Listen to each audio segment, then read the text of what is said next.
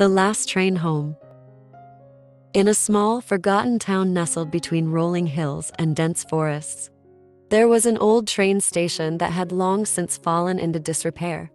The tracks were overgrown with weeds, and the once vibrant station building was now a shadow of its former self, its paint peeling and windows cracked. However, every Friday night, at precisely 11:59 p.m., a train would arrive, an enigma that intrigued and terrified the townsfolk. The legend spoke of the Midnight Express, a train that appeared only to those who truly needed it. It was said to carry lost souls seeking redemption or a chance to change their fate. Most dismissed it as mere folklore.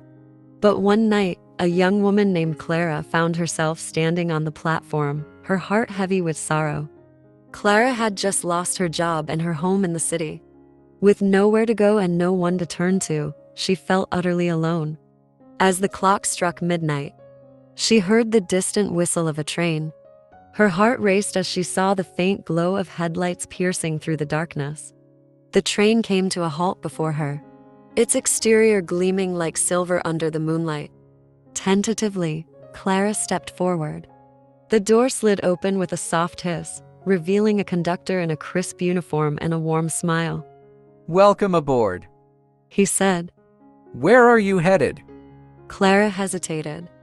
I don't know. She replied, tears brimming in her eyes. I just want to escape. The conductor nodded knowingly. "This train takes you where you need to go, not where you want. Are you ready?" With a deep breath, Clara stepped inside. The interior was unlike anything she had ever seen. Plush seats adorned with gold trim, soft lighting casting a warm glow, and fellow passengers who looked as though they were from different eras. There was an air of anticipation as the train began to move. As they traveled through the night, Clara listened to the stories of her fellow passengers. An elderly man spoke of lost, love, and second chances. A young boy shared tales of adventures he wished he could have had. Each story resonated deeply within her, awakening dreams she thought were long buried. Suddenly, the train came to a stop in front of an old mansion shrouded in mist. The conductor announced, "This is your stop, Clara." Confused but curious, she stepped off the train and approached the mansion. Inside, she discovered rooms filled with memories, pictures of her childhood, reminders of laughter and joy. In the attic, she found her old sketchbook, filled with drawings of places she had always dreamed of visiting, but never pursued. It was then that Clara realized what she truly needed, to reconnect with her passions and reclaim her lost dreams. With newfound determination, Clara returned to the train. I want to go home. She declared, her voice steady. The conductor smiled. "Home is where you make it." As the train departed, Clara felt lighter than she had in years. She understood now that while life could be challenging, it was also filled with possibilities.